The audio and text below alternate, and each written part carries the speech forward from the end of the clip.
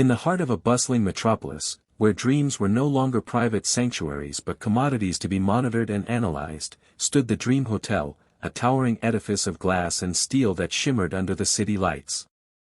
To the outside world, it was a marvel of modern architecture, a symbol of progress and innovation. But to those within, it was a prison of the mind. Amara Patel, a 35-year-old neuroscientist, found herself confined within the hotel's walls, not as a guest, but as a subject. Accused of harboring subconscious thoughts deemed dangerous by the authorities, she was detained under the Preemptive Thought Act, a law that allowed for the incarceration of individuals based on predictive algorithms analyzing their dreams. Amara had dedicated her life to understanding the human brain, believing in the sanctity of thoughts and the freedom of the mind. Now, she was punished for the very essence of her being. Each night, as she lay on the sterile bed, sensors attached to her temples, her dreams were projected onto screens for analysts to dissect. They searched for anomalies, for signs of dissent, for any indication that she might pose a threat to the societal order. Initially, Amara resisted sleep, fearing what her dreams might reveal. But exhaustion eventually claimed her, and with it came visions of her past, memories of her parents' laughter, the warmth of sunlit afternoons, and the joy of discovery in her research. Interwoven were nightmares of confinement, of voices silenced, and of a world where thoughts were no longer free. Among the analysts assigned to her case was Elias Monroe, a 40-year-old cognitive psychologist. Unlike his colleagues, who viewed subjects as data points, Elias saw the humanity in each individual. He was troubled by the ethical implications of their work, questioning the morality of punishing people for thoughts they had no control over. Elias was particularly drawn to Amara's case. Her dreams were rich tapestries of emotion and intellect, revealing a mind that sought understanding, not destruction. He began to question the validity of the algorithms, wondering if they truly captured the complexity of human consciousness.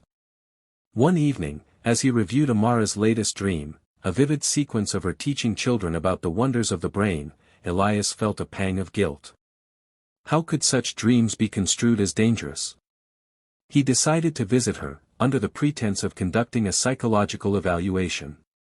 In the sterile interview room, Amara sat across from Elias, her eyes weary but defiant. "Dr. Patel," Elias began, "I'm here to discuss your recent dreams." She met his gaze.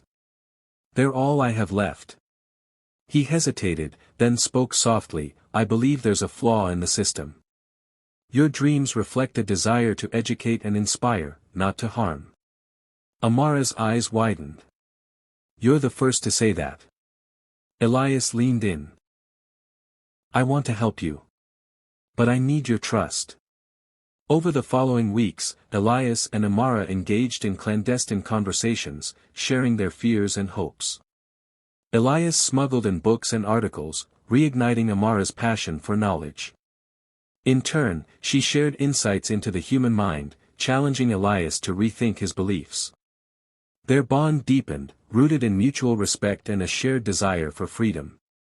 Elias began to compile evidence of the system's flaws, documenting cases where individuals were unjustly detained based on misinterpreted dreams. He knew that exposing the truth would jeopardize his career, but he couldn't remain complicit. With Amara's help, Elias crafted a comprehensive report, highlighting the ethical violations and the need for reform. They leaked the document to a trusted journalist, who published the exposé, sparking public outrage. Protests erupted across the city, demanding the abolition of the Preemptive Thought Act and the release of detainees. Under mounting pressure, the government initiated an independent review, leading to the suspension of the program and the closure of the Dream Hotel. Amara was released, her name cleared. She resumed her research, advocating for ethical practices in neuroscience. Elias, though dismissed from his position, found solace in knowing he had done the right thing. Their paths diverged, but their impact endured. The Dream Hotel became a symbol of resistance, a reminder of the importance of safeguarding individual freedoms.